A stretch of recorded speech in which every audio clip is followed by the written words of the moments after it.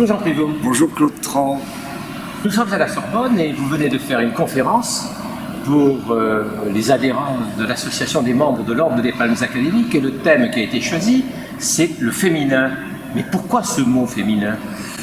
Alors, dans le fond, dès qu'on est à l'école, on apprend le masculin, le féminin. On nous demande souvent de quel sexe nous sommes sur les papiers quand les gens ne nous voient pas. Alors, on a sexe, on est masculin ou féminin. Et c'est un mot qu'on apprend très jeune, très vite. Et puis, on s'aperçoit en prenant de l'âge, et puis surtout actuellement, que ça devient un sujet important avec la lutte des femmes pour une plus grande égalité entre les hommes et les femmes. Donc derrière, il y a d'autres mots, le féminisme, on parle du féminicide, la féminité. Donc tout ça fait que c'est un mot extrêmement riche, extrêmement important, et qui ça m'a donné envie d'en parler, fouiller un peu plus son origine étymologique par exemple. Et que dit l'histoire sur ce mot ? Alors, je viens d'évoquer le mot étymologique. Ce qui est curieux et en même temps merveilleux, c'est qu'au départ c'est quand même très concret, parce que ça vient de l'indo-européen femme qui veut dire tété, et donc femme c'est d'abord celle qui fait téter le bébé, mais qui n'est pas forcément sa mère. Puis ensuite ça prend de l'ampleur chez les Romains, mais on n'a pas encore de mot équivalent à épouse, femme n'est pas l'épouse, et la femme va prendre le pouvoir sur les autres mots latins pour devenir petit à petit l'épouse. Et donc on dit la femme et son mari, c'est ce que Littré nous incite à dire, plutôt que la femme en tant qu'épouse. Bon, alors on dit souvent épouse et époux, mais c'est un énorme sujet, c'est-à-dire que simplement du fait de téter, on arrive à un sujet clé dans le XXe siècle et dans le combat toujours de cette égalité entre les hommes et les femmes. Alors parlons justement de cette égalité homme-femme, masculin et féminin. Que dit l'histoire de cette égalité ?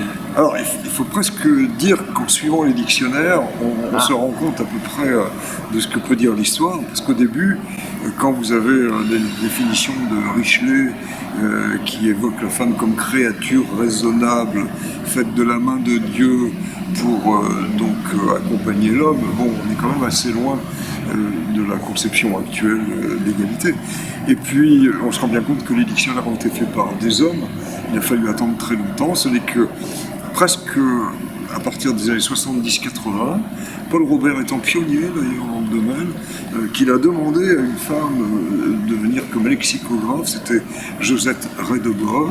Puis maintenant, les femmes sont vraiment là en train de faire les dictionnaires, et les directrices des dictionnaires, je pense à la directrice des dictionnaires Larousse, c'est une femme, donc Karine Girac, et on voit bien que là, il y a une revanche qui est en train de se faire. Alors, le français, c'est pas la propriété exclusive de la France. D'autres pays utilisent le français. Je pense que vous êtes promené dans ces pays-là. Au Québec, comment ça se traduit ? Alors, au Québec, ils sont extrêmement attentifs.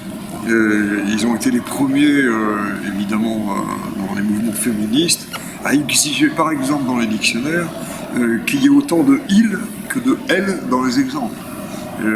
Et ça a demandé et à Larousse et au Robert de corriger les exemples pour qu'il y ait une égalité entre les pronoms personnels. Alors nous, on ne s'en aperçoit pas, mais ça demande une grosse correction, et le Québec a même dit on ne commercialisera pas le dictionnaire s'il n'y a pas l'égalité. Alors ils sont allés très loin, hein. Ça donne des exemples étonnants, comme le dictionnaire français va marquer elle étend le linge sur la corde, et au Québec c'est il étend. Donc c'est délicieux de voir cette évolution. Alors parfois c'est un peu ridicule parce qu'évidemment papa qui coud et maman qui fait la vidange, c'est pas encore crédible, je sais pas si c'est souhaitable. Alors je sais pas si on peut dire que vous êtes amoureux des mots, on peut le dire ? Ah oui, je crois. Vous êtes amoureux des mots. Oui. Alors si vous êtes amoureux des mots, moi j'aimerais savoir là, en ce moment, dans votre esprit, il n'y a pas un mot qui traîne, là, qui vous préoccupe ?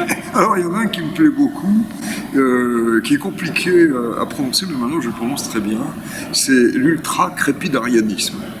Alors, quand vous dites ça, il y a personne qui dit « je suis ultra-crépidarianiste ». Qu'est-ce que ça veut dire ? En fait, ça revient à Pline l'Ancien, qui avait donné comme exemple la crépide étant autrefois, sous l'Antiquité, la sandalette en fait, ça s'appelait la crépide, avait donné l'exemple d'un cordonnier qui, réparant la crépide d'un peintre, vient lui apporter la crépide réparée. Et alors, au passage, il regarde la fresque, et sur la fresque que le peintre est en train de vraiment terminer, et il regarde la crépide et il se dit là ça va pas, la lanière elle n'est pas bien placée. Alors il le dit au peintre, et le peintre il regarde et il dit effectivement il faut que je refasse ça, donc il refait. Et alors évidemment le cordonnier est flatté et il se dit je suis quand même important, j'ai vu ça, et puis il voit un pli de robe, la robe des Romains, et il dit ce pli je l'aurais pas fait comme ça. Et là le peintre l'arrête et lui dit cordonnier, pas plus haut que la crépide. C'est-à-dire, tu peux avoir un point de vue sur la crépide, mais le reste, c'est mon affaire.